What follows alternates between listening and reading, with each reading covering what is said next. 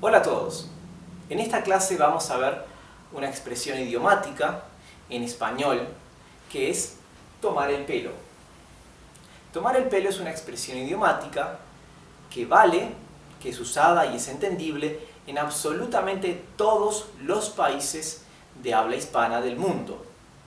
Así que no es una expresión localizada de un país y no de otro, y por lo tanto es una expresión idiomática que vale la pena aprender y saber usar, porque es muy común. So, the present is a Spanish idiom that is very much used and common in absolutely every Spanish-speaking country in the world, right? So it's not a local idiom. It's a quite universal idiom in every Spanish-speaking country. So, I want you to see that this expression, tomar el pelo, which means to pull somebody's leg, right?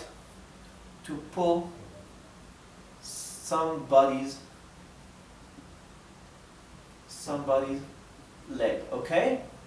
So, to tease somebody, right? When you're taking somebody not seriously, you're teasing that person, right? You're pulling somebody's leg. In Spanish we say tomar el pelo, which literally means to take somebody's hair. Tomar el pelo. Take the hair, okay? So the word-by-word translation would not be to pull somebody's leg, but to take the hair. Okay, so this expression, this Spanish idiom, is used like a reflexive verb.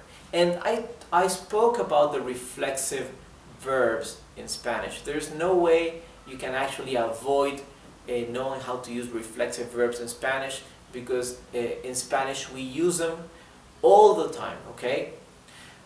Almost any verb will at some time be used as a reflexive verb, and therefore we need to use the reflexive pronouns, okay? So, for example, I want to say, are you pulling my leg? Are you teasing me? Are you just mocking me?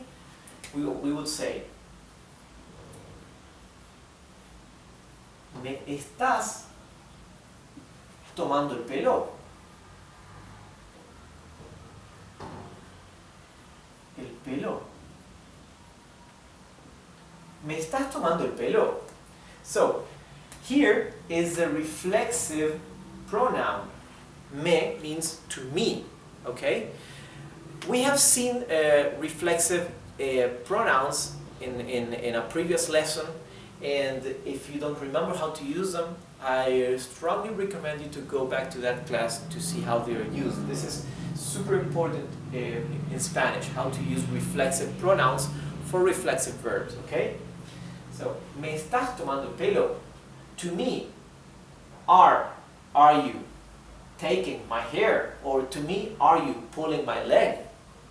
¿Me estás tomando el pelo? So, if I want to ask somebody, are you pulling his leg? Are you teasing him? I would say,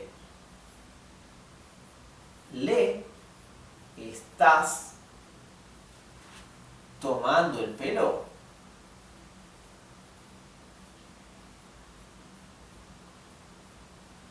Okay? Le estás tomando el pelo. So, this here is the reflexive pronoun for the reflexive verb. Le means to him or to her, right? To him or to her. Estás means you are. Remember that in Spanish, the verbs are conjugated, the conjugations are so complex and unique that the verb already implies the subject. Okay, in addition to the tense, of course. So, estás is a verb to be conjugated in present tense for you, for the second person in the singular. So, estás means you are, okay? The subject is included in the verbal conjugation. So, to him, you are pulling the leg. Yes? Or pulling his leg, right? Are you pulling his leg? Are you teasing him? Yes? Le estás tomando el pelo. Now, for us, ¿nos estás tomando el pelo? Are you pulling our leg? ¿Nos estás tomando el pelo? El pelo, okay? Are you pulling our leg? Nos means to us, is a reflexive pronoun to us. To us, you are pulling the leg, or word by word translation, taking the hair, okay? Now, let's modify it slightly for you to see how this works.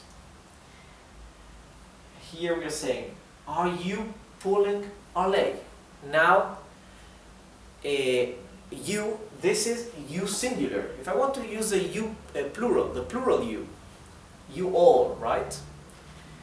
We just need to modify the verb, because a verb already includes the subject in the conjugation. So this conjugation is present tense for the second person in the singular. If we want to use the second person in the plural, is the you all, we would say nos estáis,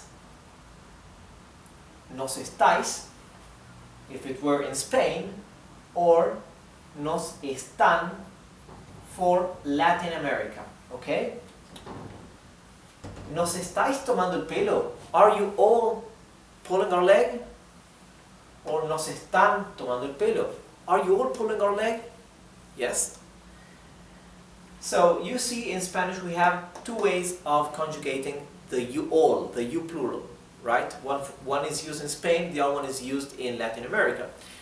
You can actually choose which one you want to learn if you think you don't want to learn both ways, right? So if you speak like a Latin American in Spain, you will always be understood easily, and same thing vice versa, okay? There is no such thing as a miscommunication between Latin Americans and Spanish, okay?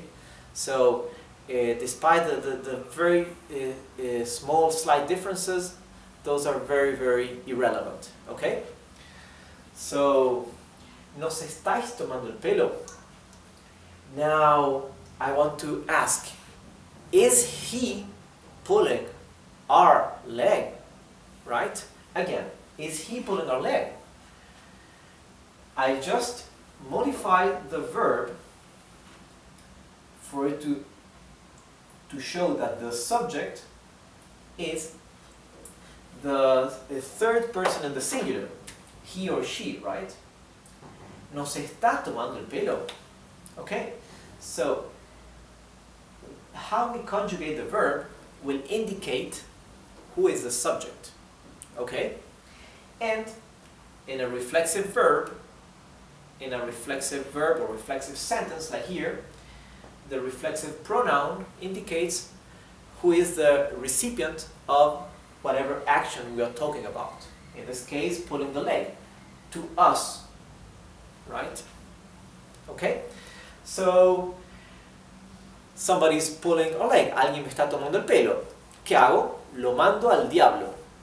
Vete al diablo. Go to hell, for example, okay? Vete al diablo. This is literally go to hell or go to the devil. So this is just a mild curse to somebody, right? No insult, no nasty word. It's just go to hell. Vete al diablo. Now if we want to say you all, right? The you plural, we would say váyanse al diablo. Váyanse al diablo. So, again, we just change the verb conjugation, and that shows who is the subject of the verb, of the sentence. So, váyanse al diablo, you all go to hell. Vete al diablo, you go to hell. Again, for you to see how important it is to know how to use reflexive verbs in Spanish. This sentence is reflexive as well. These two sentences, or this expression.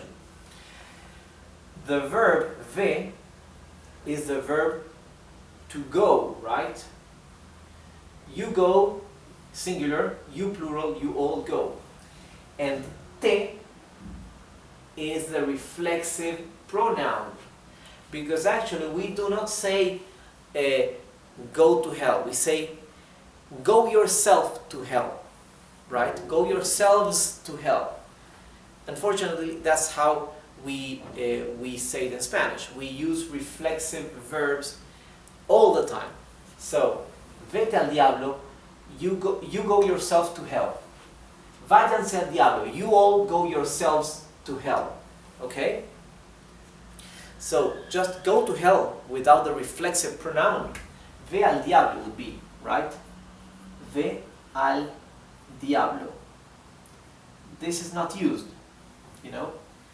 This, in theory, if we were going to use this sentence, this phrase, ve al diablo, is like saying go to the devil, like saying go and ask something or go and do something, right? But like go to hell, we use the reflexive form. Vete, váyanse, vámonos, let's go, okay? So remember how important reflexive verbs or reflexive phrases are in Spanish. So thanks for watching, and I'll see you in our next class. Goodbye.